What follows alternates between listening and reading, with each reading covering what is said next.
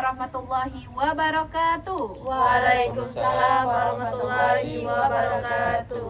Halo guys, kembali lagi di podcast kami berlima. Di sini saya sendiri Oktatiana bersama rekan-rekan saya ada saudari Artia, saudari Noprianti, saudari Risna dan juga saudara Agong.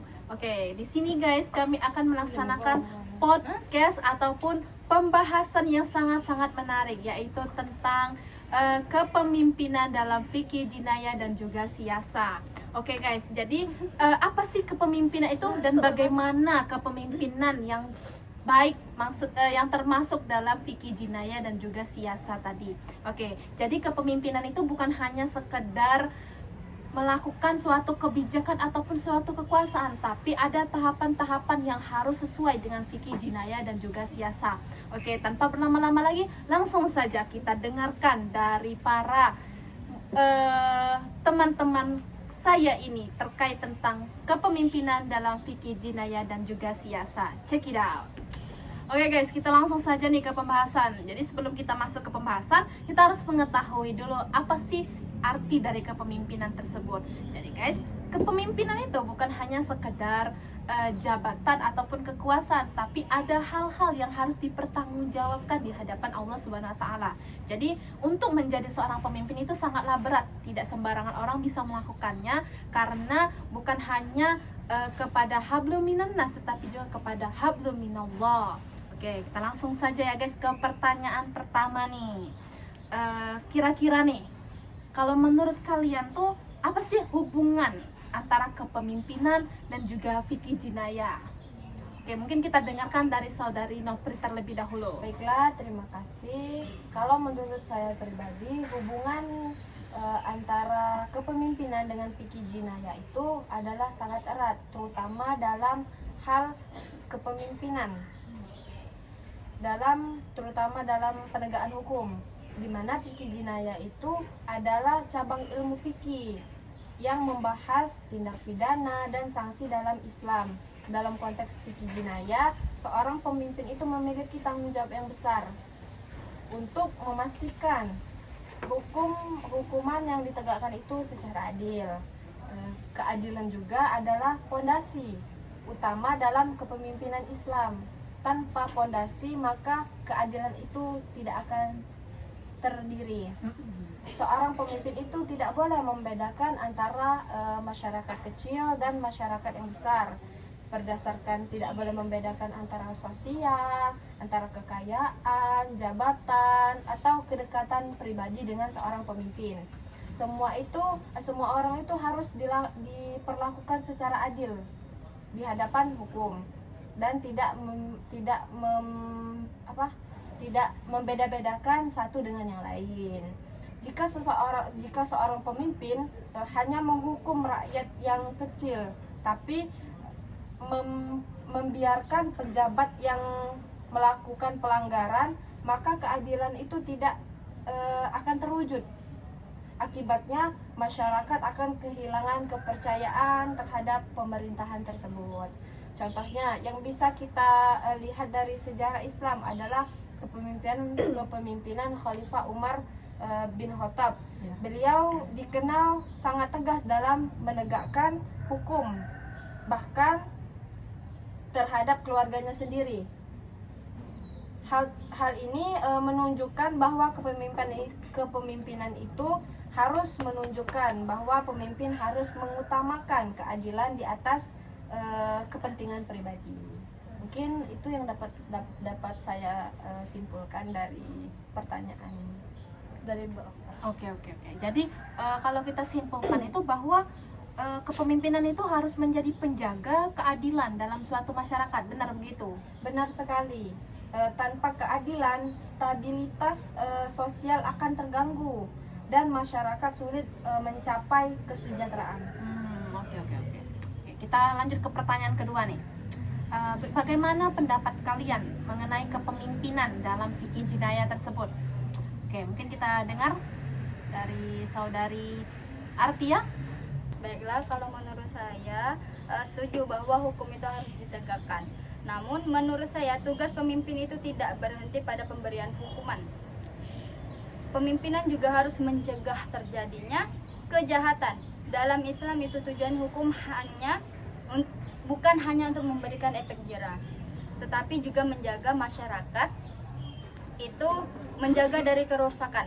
Oleh karena itu, seorang pemimpin harus memperhatikan faktor-faktor, ada juga faktor-faktor dari kejahatan tersebut, mungkin bisa jadi dari kemiskinan atau pengangguran atau rendahnya pendidikan dan juga lemahnya pemahaman. Terpentingnya itu pemahaman keagamaan mereka tersebut.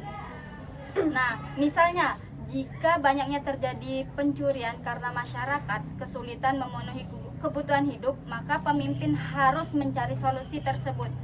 Nah, selain itu, pendidikan moral dan agama harus diperkuat.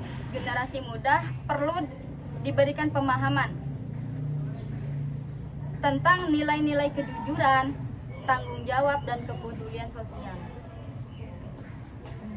Oke, jadi dari apa yang sudah dikatakan oleh Atia tadi, saya dapat simpulkan bahwa Anda ini melihat bahwa pencegahan itu lebih efektif dibandingkan hanya menghukum. Jadi sebegitu ya? Ya, menurut saya juga ini pencegahan kejahatan itu lebih penting daripada hukum.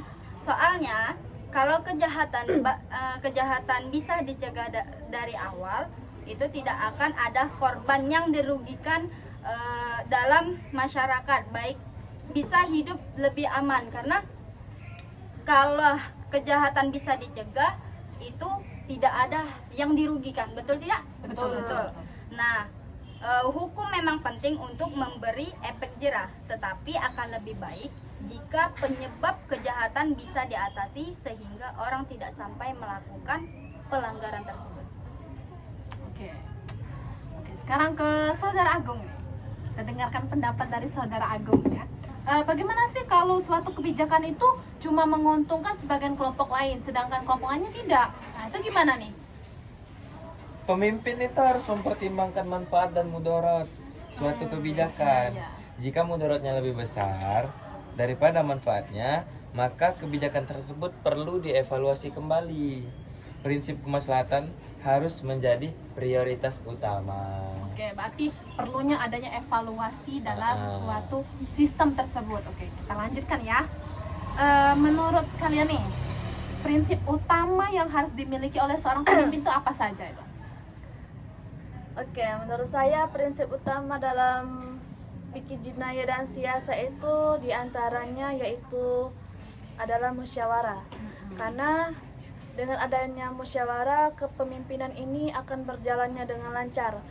Karena setiap pemimpin itu untuk mengarahkan atau memberi apa ya? Manfaat. Ya, manfaat untuk ke masyarakatnya ya. Terus juga pemimpin itu tidak boleh merasa paling benar, paling wow atau paling oke. Setiap apa yang disampaikannya. Jadi sebaliknya ia harus mendengar atau menerima pendapat dari masyarakatnya atau dari Semacam masukan ya? Iya, bisa jadi disebut dengan itu. Terus juga pemimpin jangan sampai dia itu waktu dia menyampaikan ke masyarakat, dia itu tidak mau mendengarkan ke masyarakatnya. Waktu masyarakat ini menyampaikan pendapatnya, pemimpin itu malah Tidak mendengarkan. iya betul.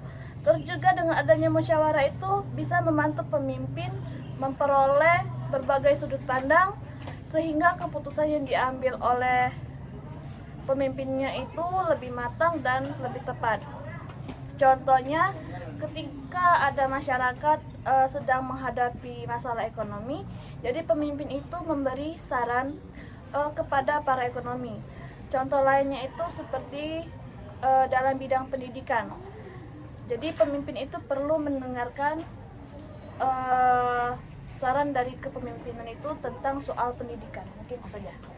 Ngomong-ngomongin musyawarah, menurut Risna pribadi apakah musyawarah itu masih relevan untuk diterapkan dalam kepemimpinan modern saat ini? Oh, sangat relevan. Sangat. Iya. Oke. Karena pada saat zaman modern ini penting sekali adanya musyawarah itu, karena kembali lagi karena dengan adanya musyawarah, kepemimpinan pada zaman modern ini akan berjalannya dengan lancar. Mungkin itu saja. Oke. Jadi menurut kalian tuh keberhasilan kepemimpinan itu sangat bergantung pada kualitas moral pemimpin gitu? Ya. Ya. Menarik sekali. Ya. Jadi sini saya ingin bertanya langsung nih kepada kalian. Dari 5 aspek yang telah dibahas tadi, mana sih yang paling penting dalam kepemimpinan tuh? Oke, coba mungkin dari saudari Noprianti. Menurut saya pribadi itu yang paling penting itu adalah keadilan hukuman. Karena kenapa keadilan hukuman yang paling penting? Karena tanpa keadilan akan terjadinya kekacauan. Di dalam Jadi kalau suatu keadilan kepemimpinan. itu bakalan dalam kepemimpinan itu kacau. Ya, benar sekali. Jadi pemimpin itu harus adil kepada semua orang, tanpa membedakan antara yang masyarakat biasa maupun orang yang lebih dekat dengan kepemimpinan tersebut. Kalau menurut saudari Artia gimana nih tentang Kalau, aspek tadi? Kalau menurut saya keadilan itu juga penting, tapi kalau bagi saya itu pencegahan, karena mencegah kan lebih baik daripada yang akan terjadi. Seperti itu kan. Ya. Nah, dengan pencegahan korban itu dapat tidak akan karena pencegahan itu dapat bisa terhindar dari kerugian masyarakat tersebut. Jadi kalau saya itu pencegahan. Tetapi keadilan juga penting, sama-sama penting. Ya. Kalau menurut saudara Agung gimana loh? Kalau saya lebih menekankan ke kemaslahatan umat sih, karena tujuan akhirnya kan tujuan akhir kepemimpinan kan adalah untuk kesejahteraan masyarakat kan. Jadi kemaslahatan umat itu lebih penting menurut saya. Oke.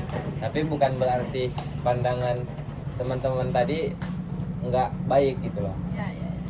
Nah, sekarang kalau menurut Rizna tuh gimana sih aspek tadi? Aspek keadilan tuh. Jadi menurut saya itu memang betul, dari keadilan, dari pencegahan kejahatan tadi ya. Ya. Terus apa tadi? Kemaslahatan. Kemaslahatannya. Kemaslahatan umat. Ya, itu betul. Tapi kalau menurut saya itu harus memasukkan dengan adanya musyawarah. Karena dengan adanya musyawarah itu kepemimpinan itu bisa mengambil keputusan yang tepat, bisa mengarahkan kepada masyarakatnya apa yang harus mereka tindak lanjutkan pada ketindaklanjutan kepada masyarakat, supaya pemimpin memberikan keputusan yang baik dan lebih tepat kepada masyarakatnya. Mungkin itu, Pak. Oke. Kalau saya pribadi sih aspek yang paling utama itu pondasinya kan. Karena jika suatu pondasi utama itu moral kepemimpinan. Karena jika moralnya itu baik, maka otomatis aspek lainnya itu akan lebih mudah diwujudkan. Tapi semua ini bisa disatukan menjadi satu dalam berbagai aspek suatu kepemimpinan tadi. Oke, luar biasa, sudah disebutkan dari 5 aspek kepemimpinan menurut kami semua ini ya. Jadi dari diskusi kita pada pagi hari ini dapat memahami bahwa kepemimpinan dalam perspektif fikih jinayah dan juga siasa itu mencakup berbagai aspek-aspek yang sangat penting, yaitu menegakkan keadilan, pencegahan kejahatan, kemaslahatan umum, musyawarah, dan juga keteladanan moral. Jadi kelima aspek tersebut itu harus saling melengkapi guys, dan harus dimiliki oleh seseorang pemimpin agar mampu menjalankan amanah yang ia emban, bukan sekedar menjabat dalam kekuasaan saja, serta membawa masyarakat menuju kehidupan yang adil, aman, makmur, dan sejahtera. Oke, terima kasih kepada seluruh narasumber atas pandangan-pandangan kalian terhadap kepemimpinan dalam fikih jinayah dan juga siasa.